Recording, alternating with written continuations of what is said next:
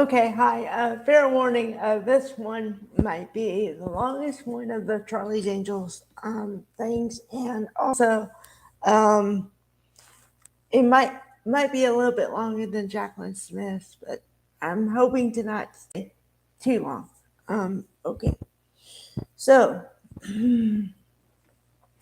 this video is a little more sad than the others because we lost Farrah Fawcett in 2009, but I'll back up. I'll start from the beginning. Okay. She was born in 1947. Actually, February 2nd. I looked it up. February 2nd, 1947. And she died in June of 2009. So, okay. But she was born in Texas, and she was always well known for her hair because it was blonde and curly and you know. Um, because also I've seen a lot of documentaries about her and different things, and everyone commented about her hair because they said that she should do shampoo commercials because her hair looks so good.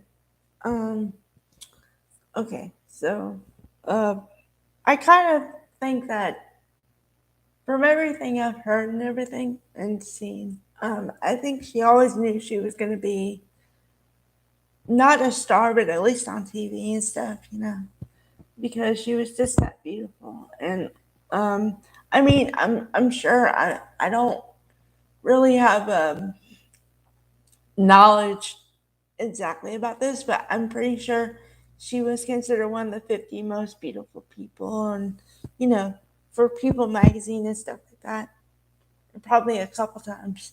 I do know that in 1977, um, she was on the one of the most famous posters because it's her in a red bathing suit, but it's a poster, and I looked it up. It sold 6 million copies in its first year of being in print, so that's huge. Also, a lot of people talk about having the Farrah Fawcett poster on their bedroom wall or wherever. Um, so yeah. Okay. After that,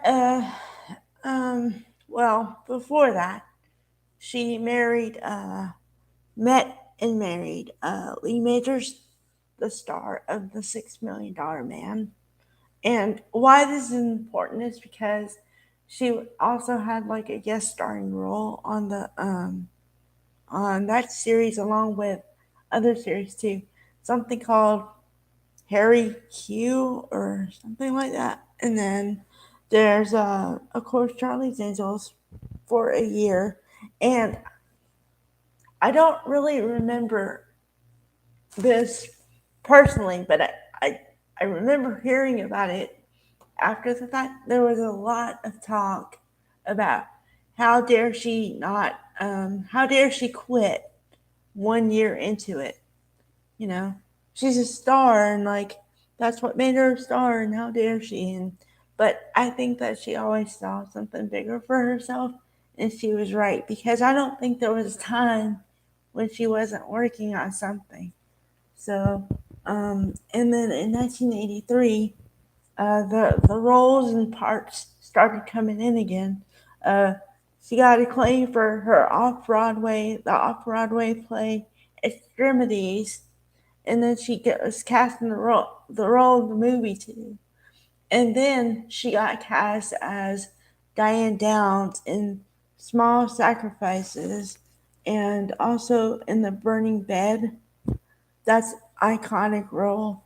Um, she always did roles that were anti domestic abuse and things like that, anti child abuse and domestic abuse and everything. So she was very picky in her role, choosing her roles, but she also got a lot of roles. So she was always working, I think. I mean, I'm sure she took some hiatus at some point, but even in 2001, she had a recurring role on Spin City with Michael J. Fox. So, I mean, and you have to put in context that this is when she's 50, hold on, 62, 53 years old. So to be 53 years old and still working, that means that A, you're a good actress, and also that you have kept your looks, because everyone knows, I think, that especially in Hollywood, used to be, and I think it still is to some point, although I hope it's going away, ageism. And the fact that once you're past 40 plus, I don't know, your roles changed. And the way I see it is, I've heard it said a lot of times, you go from ingenue, you know, to the hot girl, sex pot, whatever, to mother, to grandmother, to, you know, and most people, most women say that when they start noticing they're getting the grandma roles, that's when they say they're gonna quit.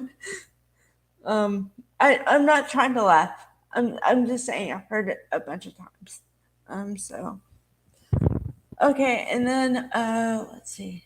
Um, she just, I think, well, obviously she was famous. Anyway, she's a celebrity, but I think what catapulted her really was her attitude, and she always seemed to be in a good mood, and she always seemed to enjoy what she was doing and be grateful for whatever role she was given. So I hold to this fact. I think that actors and directors and producers and whoever chooses who's going to be in a role, whatever kind of role it is, if they like you and if you're easy to work with, they'll want to work with you again. Whereas if you're not pleasant and like demanding or whatever, then they might not want to work with you so much. Um, Although you have to put into that thing though, some people get the label of some nasty stuff, and they're not that demanding because simply because they're female. So you gotta throw that in there too. Um, all right, bye guys. Hope you enjoy.